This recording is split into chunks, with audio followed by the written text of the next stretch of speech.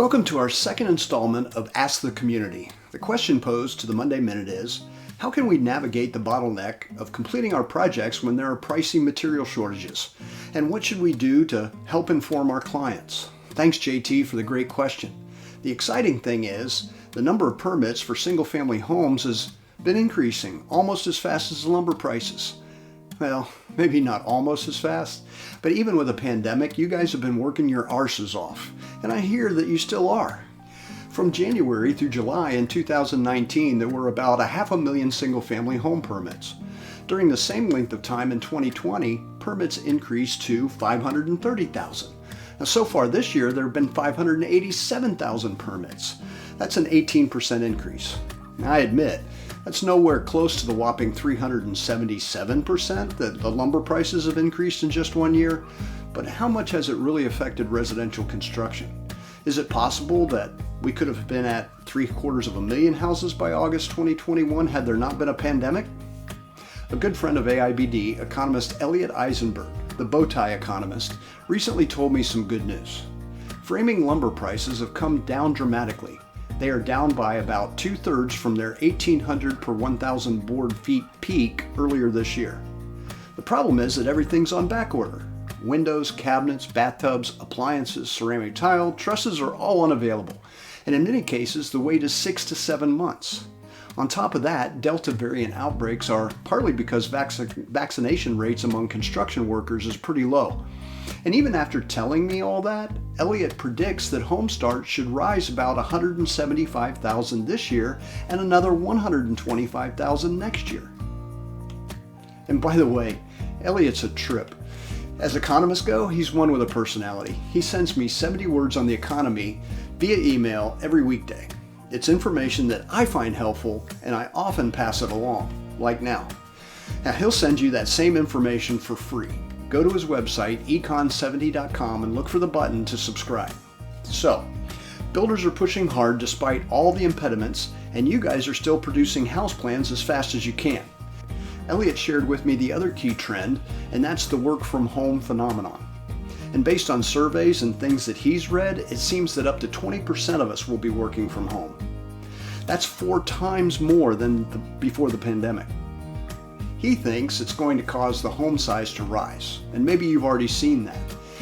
We'll be designing more homes with a study or a minimum some space that turns into a work office. So it sounds like you guys are navigating the bottleneck of pricey material shortages just fine. But here's what our community told us. Mike Battaglia in Ohio tells us it's going to be something to contend with for some time. It might be 8 to 12 months before things get back to some type of normal. He suggests proceeding with the projects and seeing what the numbers turn out to be. The exercise will result in knowing what the project costs are in 2021, and if the design is what the client's been dreaming of but the costs are too high, the first thing that's usually suggested is to see where costs can be cut, which may cause a redesign. Kevin Klein replied, "The key is always communication. You need to assure your clients that you're making good decisions that will result in a finished project that they'll be happy with. And yes, sometimes products or services are difficult to arrange or perhaps more expensive than we want them to be. But I like what Kevin always tells people.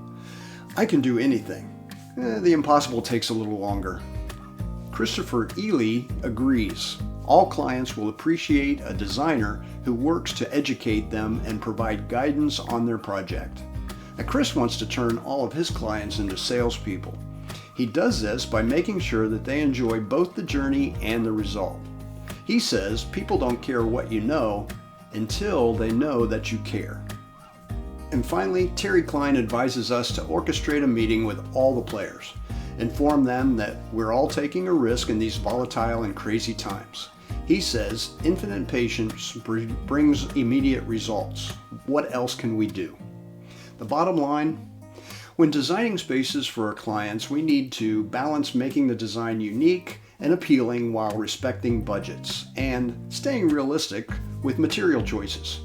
While there's no simple answer to these issues, designers should not hesitate to consult with their clients on exactly how much they can afford to invest in the project. We may be tempted to show our clients a design concept that appeals to them regardless of cost, but maintaining a realistic budget is the only way to avoid spending too much and eventually going over it and having an unhappy client.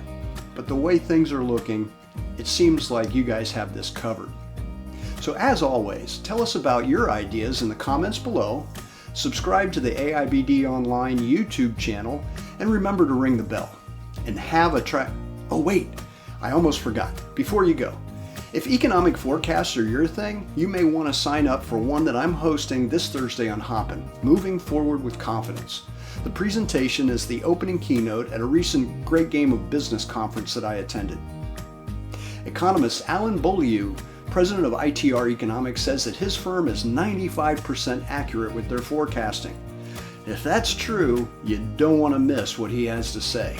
So follow the link on the screen, register, and I'll see you on Thursday, and have a triumphant week.